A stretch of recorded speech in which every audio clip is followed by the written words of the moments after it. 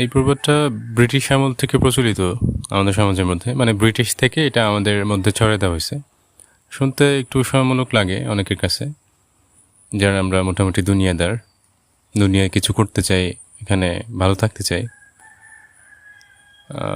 যে লেখাপড়া করে, যে গাড়ি ঘোড়ায় চড়ে সে, মূলত এটা ওরা সমাজের মধ্যে এই জন্য রিলিজ করছিল যাতে করে কিছু স্লেভ তৈরি করা যায়। মানে ওই মুহূর্তে তাদের ব্রিটিশদের শাসন করার জন্য বা তাদের প্রশাসন মেনটেন করার জন্য কিছু মানুষ দরকার ছিল যাদেরকে তারা ইউজ করতে পারে। তো তারা শিক্ষা ব্যবস্থা তৈরি করছেন, যার মাধ্যমে তারা তাদেরকে শিক্ষা দিছেন এবং তারা তাদের প্রতিষ্ঠানে তাদেরকে চাকুরি দিছেন। এবং মানুষগুলো একটা ওই সেন্স থেকেই আর কি পড়াশোনা করছে, বা যাদের টুকটাক একটু জানা ছিল তাদেরকে ওখানে চাকরি দিছে। তো পরবর্তীতে কিন্তু দেখা গেছে যে তারা আর ব্রিটিশদের উপরে গিয়ে উঠতে পারে নাই। তারা মানে হচ্ছে মূলত যে গাড়ি ঘোড়া আর চড়তে পারে নাই, তারা তাদের গোলামি থেকে গেছিল আর কি। তো পরবর্তীতেও দেখা গেছে যে তাদের এগেনস্টে তারা অনেক লড়াই টড়াই করে পরে তাদেরকে এখান থেকে খেদাই দিছিল। তো এটা হচ্ছে মূলত শিক্ষার বিষয়। আর ব্রিটিশরাও ব্যাপারটা যে এমনি এমনি পাইছে তাও না, তারাও এটাকে মানে অনেক পেছন থেকে নিয়ে আসছে, বা ওই যে ধাপ্পাবাজ থেকে এটাকে নিয়ে আসছে আর কি সমাজের মধ্যে ঢুকায় দেওয়ার যে বিষয়টা। ব্রিটিশ আমলে দেখা যেত যে ওরা ওদের প্রশাসন চালাইতো মানে মূলত যাতে একটু অনুগত কেরানি বানানো যায়, একটু বাবু শ্রেণীর টাইপের আর কি। আর বর্তমানে যেই সমাজের অবস্থা, এখানে হইতেছে মানে আমার মেধাকে দিয়ে কাজে লাগানো বা বুদ্ধিভিত্তিক দাসত্ব আর কি, বা ওই আমার অফিসের এইচআর বা প্রশাসনের যে একটা সমী ভাব। আর এখন পরবর্তীতে যখন ব্রিটিশের পরে যায় হচ্ছে ওই যে শিল্প বিপ্লবের যে যুগটা আসলো আর কি, মানে অনেক কারখানা, ফ্যাক্টরি, এই ধরনের যেই ট্রেন্ডটা চলে আসলো বা করানো হইলো মূলত যাতে গণহারে স্লেভারি বানানো যায়। তখন মূলত হচ্ছে যে অনেক খুবই পাঞ্চুয়াল, একবারে দক্ষ কর্মী বানানোর একটা মানে শিক্ষার যে একটা এজেন্ডা ছিল এইটাই। আর এখন বর্তমান সমাজে মানে যান্ত্রিক জীবন হয়ে গেছে আমাদের। আমরা 12-14 ঘন্টা 16 ঘন্টা ডিউটি করি, সকালে ঘুম থেকে উঠি, দৌড় অফিসের দিকে, আবার দুপুরে কখনো কোনো রেস্ট নেওয়ার সুযোগ নাই, একবারে সন্ধ্যা রাত বাসা ফিরতে ফিরতে। অনেকে তো তাদের পরিবারকেও বিসর্জন দিয়ে রাখছে, এত পরিমাণ তারা ব্যস্ত তাদের জব সেক্টরগুলোতে। আর এখন তো কর্পোরেট সিস্টেম বা গ্লোবাল মার্কেট হয়ে গেছে, উচ্চ বেতনভুক্ত দাস বা গোলাম। এবং তাদের মধ্যে তো মোটামুটি এখন একটা প্রতিযোগিতামূলক আর কি, কার থেকে কে আগে বাড়তে পারে। আর যার জন্য নর্মালি যেটা হয় হতাশা, মানুষ এখন হতাশ, মানুষের মনের মধ্যে শান্তি নাই, মানুষ অশান্ত পরিবেশের মধ্যে বসবাস করতেছে। আর এই যে এখন যে বর্তমান আধুনিক স্কুল বা এই যে স্কুলের যে ট্রেন্ড, এটা তো মানে আমার জানা মতে আল্লাহ রসুল সাল্লাল্লাহু আলাইহি ওয়াসাল্লাম বা সাহাবা একরাম রাদিয়াল্লাহু আনহুমদের জামানে এরকম ছিল না। ওই জন টেলর গ্যাটোর নামে একজন ব্যক্তি ছিল, উনি মূলত এই আধুনিক যেই শিক্ষা ব্যবস্থা, এটাকে ফ্যাক্টরি মডেল স্কুলিং হিসেবে মানে উনি বলছিল আর কি, যে এটা একটা ফ্যাক্টরি মডেল। কারণ দেখা যায় যে ওইখানে বাচ্চাদেরকে কি করা হয় নর্মালি, যে একটা স্কুলের ঘন্টা থাকে, সারিবদ্ধ বেঞ্চ, তারপরে আবার সকালবেলা প্রথমেই যে একটা লাইনে দাঁড়াও, মানে মানে একটা ডিসিপ্লিনের মধ্যে, মানে খুবই মানে যেমন নর্মালি কারখানাগুলা যে গার্মেন্টস ফ্যাক্টরির মধ্যে যেরকম করা হয় আর কি, কঠিন নিয়ম কানুন। হ্যাঁ, মানে সেম স্ট্র্যাটেজি, যাতে বাচ্চাদেরকে তাদের মাইন্ডটাকে ওইভাবে করে সেট করানো যায়। তো একবারে সেম ধরনের আর কি, ঘন্টার শব্দ শুনে উঠবস করব।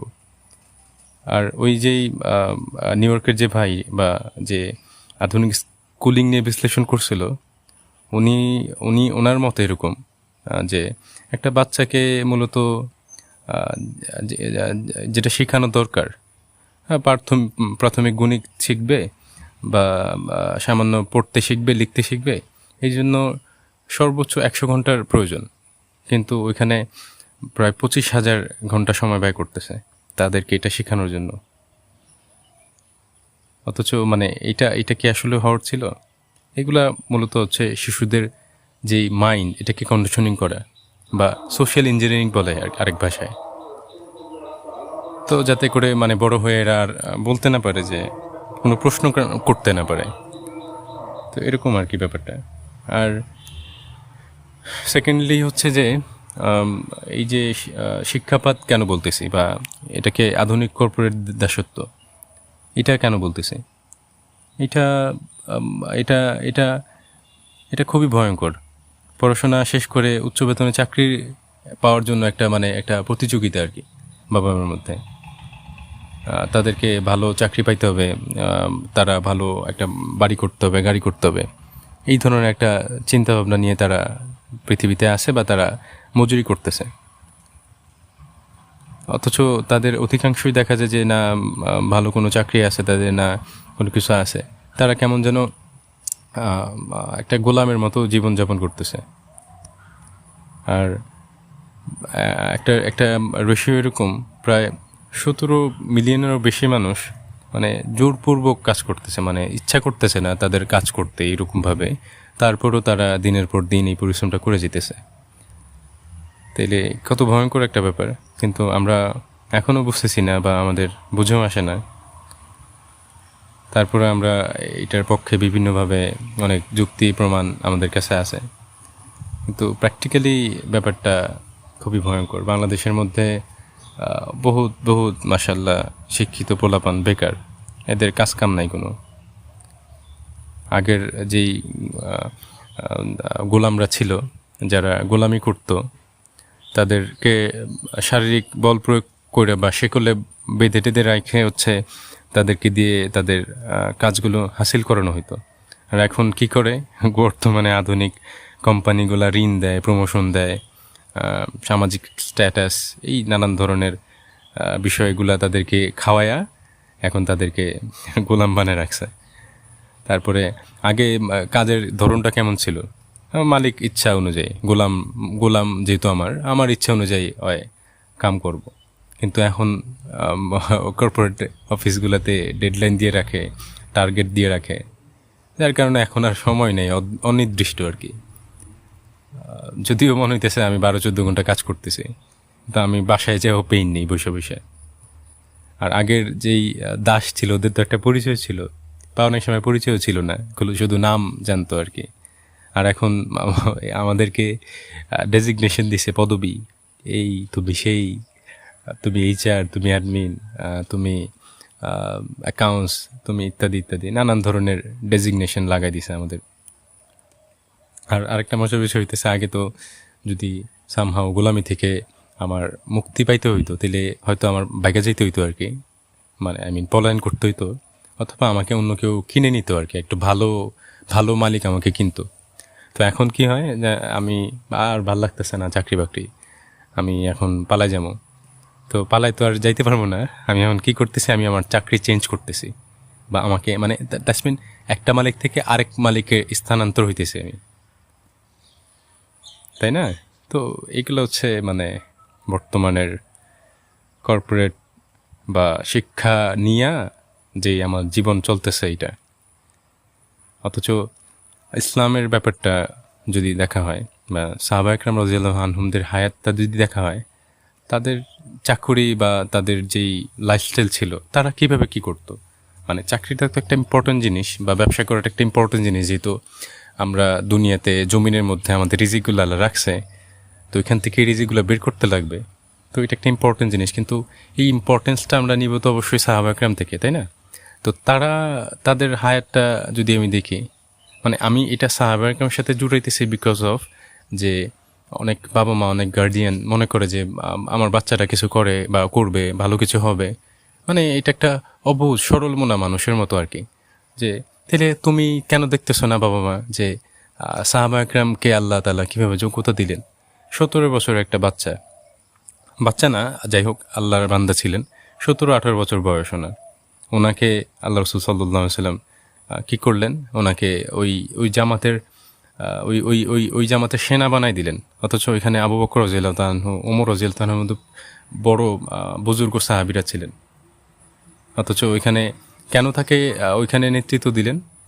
নিশ্চয়ই আল্লাহ রসুল সাল্লাল্লাহু আলাইহি সাল্লাম তার ওইখানের ভিতরগত যেই বৈশিষ্ট্য বা কোনো একটা বৈশিষ্ট্য যেটা ডিফারেন্ট ছিল, হতে পারে অবশ্যই সেটা আল্লাহর ভয় বা তার প্রজ্ঞা বা তার হিকমা, এইসব কারণে তাকে ওখানে নেতা বানায় দিয়েছে, রাইট? আর কোরআনের মধ্যে আল্লাহ সূরা মাইদার মধ্যে যেই নেতা বা যেই মানে আমার দুনিয়াতে কোনো কিছু যদি করতেই লাগে, তাহলে সেটার জন্য যেই আমাকে আল্লাহ গুণ কথা বলছে, সেটা বলছে যে তুমি আমার প্রতি ঈমান রাখো, নামাজ পড়ো, তুমি তুমি জাকাত দান করো, তুমি আমার যে বিধান এটার উপর পূর্ণ আনুগত্য করো, তাইলে না তুমি সেই জায়গাটার মধ্যে যাইতে পারবা বা যাবে। তাইলে আর এখন এখন কি করতেছে, এখন আমাদেরকে মানে শুধু টেকনিক্যাল নলেজ বা এই সেই বা এইগুলার মধ্যে মানে আমাদেরকে লাগাই দিছে। অথচ ইসলামের মেইন থিম হইতেছে হিকমা, মানে মূলত হিকমার উপরে জোর দিছে তারা, প্রজ্ঞার উপরে জোর দিছে তারা, আল্লাহর ভয়ের এই বাড়ানোর ব্যাপারে তারা ফিকির করছেন, রাইট?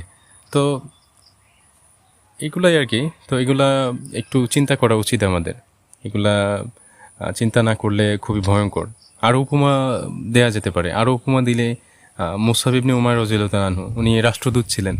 উনি প্রথম ওনাকে মদিনায় একটা যখন মানে দরকার হলেও রিপ্রেজেন্টেটিভ যে ইসলামের প্রতিনিধিত্ব করবে, তখন ওনাকে ওইখানকার রাষ্ট্রদূত বানায় দেওয়া হইল। কারণ উনি খুবই খুবই মানে উনি তো মূলত ধনী পরিবারের ছিলেন না। তো ইসলাম গ্রহণ করার পরে উনি কী করলেন, উনি খুবই সাদাসিধা জীবনযাপন করতে থাকলেন, মানে মোট কথা বিলাসিতার লাইফস্টাইলটা উনি বাদ দিয়ে দিলেন। এবং ওনার স্বভাবটা খুবই নম্র ছিল, উনি উনি খুবই মানে কোরআনের জ্ঞান ছিল ওনার ভালো, এবং উনি খুবই ধীরস্থিরভাবে কথা বলতেন বা মানে ওনার এইরকম আর কি কিছু ক্যাটাগরি ছিল আর কি। তো এইগুলো দেখে ওনার এই চারিত্রিক যে একটা মাধুর্য আর কি, এই জন্য রাসূলুল্লাহ সাল্লাল্লাহু আলাইহি সাল্লাম কী করলেন, তাকে ওইখানকার এসআর বানাই দিলেন, যে গিয়ে ইসলামকে প্রেজেন্ট করলো। আরও এরকম বহুত উপমা আছে যাদেরকে রাসূলুল্লাহ সাল্লাল্লাহু আলাইহি সাল্লাম তাদেরকে তাদের এই আল্লাহর ভয় বা এইসবগুলা কারণে তাদেরকে আল্লাহ রাসূল সাল্লাল্লাহু আলাইহি সাল্লাম বড় বড় দায়িত্ব দিয়েছেন। তো আমরা আসলে একটু একটু বুঝি আসলে একটু কই যাইতেছি কী করতেছি, একটা মানে ধোকার মতো মনে হয় আর কি। বিশেষ করে যারা আমরা বাবা মা আছি তারা একটু চিন্তা করেন না, একটু চিন্তা করেন না। আল্লাহ রসুল সাল্লাল্লাহু আলাইহি সাল্লাম উম্মি ছিলেন, উনি তো লিখতে পড়তে জানতেন না, অথচ তার সাহাবা একরাম রাদিয়াল্লাহু তাআলা আনহুম অধিকাংশই উম্মি ছিলেন। তো তাদের লাইফস্টাইলে দেখেন, তারা কেউ কেউ তো প্রায় পৃথিবীর অর্ধেক পরিমাণ এই জমিন, আল্লাহ পাকের জমিনের দায়িত্ব তাদেরকে উত্তরাধিকারী বা তাদেরকে এই জমিনের দায়িত্ব দিয়ে দেওয়া হয়েছে। তারা অথচ ওমর রাদিয়াল্লাহু তাআলা আনহু বলতেন যে আমি কয়টা ছাগল নিয়ে যাইতাম, কয়টা নিয়ে আইতাম, আমি এটা গুনতে পারতাম না বা সামহাও আমি এটা ভুলে যাইতাম। তাহলে আল্লাহ পাক কি যোগ্যতা দেন না? তো এই জন্য কি আমাকে এই সিস্টেমের মধ্যে ঢুকতে হবে নাকি, যেটা দুষ্টুদের বানানো সিস্টেম? এখনও কি আমি বুঝতেছি না যে এটা একটা পচা সিস্টেম, যেখানে আসলেও এই 90% কারিকুলাম আমার কোনো কাজেই লাগতেছে না, বা 10% যদি লাগে এগুলোর মধ্যে প্রচুর প্রতিযোগিতা, এবং প্রতিযোগিতা করে একটা চাকরি পাইছি যেখানে গিয়েও 12-14 ঘন্টা কাজ করতে লাগে। তাহলে কেন আসলে এরকম? সাহাবা একরাম রাদিয়াল্লাহু তাআলা আনহুর জীবিকা কী ছিল, পেশা কী ছিল? তাদের পেশা আপনি একটু আমার একটা প্রমাণ দেন, তারা কি করছে। তার ম্যাক্সিমাম সাহাবা একরাম রাদিয়াল্লাহু তাআলা ফ্রি ছিল, একদম স্বাধীন। তাদের ওরকম প্যারা ছিল না লাইফে। আলী রাদিয়াল্লাহু তাআলা আনহু, একটা ঘটনা পাইছি আমি, আল্লাহ মাফ করেন, আমি তো মানে আল্লাহ আমাকে হেফাজত করুন, আমি একটা ঘটনা এরকম পড়ছি যে উনি একবার দরকার হইলো, উনি কূপ থেকে কয়টা বালতি দিয়া পানি উঠাইলেন, 17টা খেজুর পাইলেন, বাস কাম খালাস করলেন। মানে আর 18টা খেজুরের জন্য 17টা দরকার ছিল, 17টা লইয়া উনি আল্লাহ রাসূল সাল্লাল্লাহু আলাইহি সাল্লামের কাছে গেলেন, কম বেশি এরকম যতটুকু মনে পড়ে আর কি। তো তারপরে আলী রাদিয়াল্লাহু তাআলা আনহুর কাজকামগুলা উনি কী করছে একটু কেউ যদি জানা থাকে আমার একটু জানেন। ওসমান ইবনে আফফান রাদিয়াল্লাহু তাআলা আনহু কাপড়ের ব্যবসা করছে সম্ভবত, উনি দেখা যায়। তারপরে আরও অনেক অন্যান্য সাহাবীরা কামার ছিল, কর্মকার টাইপের ছিল। ইবনে মাসুদ রাদিয়াল্লাহু তাআলা আনহু মেষপালক ছিল বা ছাগল চড়াইতেন আর কি। মোট কথা তারা মানে স্বাধীন ছিল আর কি, মানে এই স্বাধীনতাটাই আর কি দরকার। এটাই শিক্ষা আসলে। আমার তো দরকার হালাল রিজিক। আমার তো এইখানে বহুত কিছু করতে লাগবে, বহুত কিছু হইতে হবে এরকম না। আর যদি হইতেই চান আপনি, তাহলে আপনি কোরআনের মডেল, সুন্নার মডেলগুলো অনুসরণ করেন। আপনার যদি কিছু দরকারি হয় এই দুনিয়াতে, তাহলে আপনি ওইভাবে করেন। আপনি মাশাল্লাহ, আপনি আল্লাহর কাছে আপনার বাচ্চার জন্য দোয়া করেন। হ্যাঁ, তাইলে আপনি ইনশাল্লাহ, আল্লাহ যদি চান, যদি দিতে চান, তাহলে আল্লাহ আপনাকে দিবেন। আপনার বাচ্চাকে বড় বড় বড় দায়িত্ব দিবেন, যেটা আল্লাহর জন্যই হবে। অথচ ওমর রাদিয়াল্লাহু তাআলা আনহু বলছে যে কাউকে সামহাও নেতৃত্ব দেওয়া হলো, তাকে যেন বিনা ছুরি দ্বারা জবাই করে দেওয়া হলো। তারপরও যদি মনে হয় যে না, এটা আল্লাহর পক্ষ থেকে আসতেছে, তাহলে আপনি আপনার বাচ্চাকে দেন। আপনি ইফ ইউ আর বাচ্চা, আপনি ওটা নেন। হ্যাঁ, তাহলে এই আর কি বিষয়। তো আমরা একটু চিন্তা ভাবনা করি। হ্যাঁ, এখানে এখন আর ওই রকম সুযোগ নাই। এই পুরা এডুকেশন সিস্টেমটাই একটা করাপ্টেড সিস্টেম, একটা ধ্বংসযোগ্য হয়ে আছে। এটাকে পুরোপুরি আল্লাহ পাক যদি কখনো এটাকে ফেলে দেন, বা এটার একটা মধ্যে আর্থকুইক সেটা যদি পড়ে না যায়, তাহলে এই সিস্টেমের মধ্যে থাইকা বা ঢুইকা বা এই চাকরি বাকরি কইরা এভাবে করে জীবন চলে না ভাই। তো একটু আমরা চিন্তা করি ইনশাল্লাহ। আল্লাহ আমাদেরকে কল্যাণ দান করুন, আল্লাহ আমাদেরকে অকল্যাণ থেকে হেফাজত করুন। যদি কোনো কথায় ভুল ত্রুটি হয়, তাহলে একটু সংশোধন করে দিন।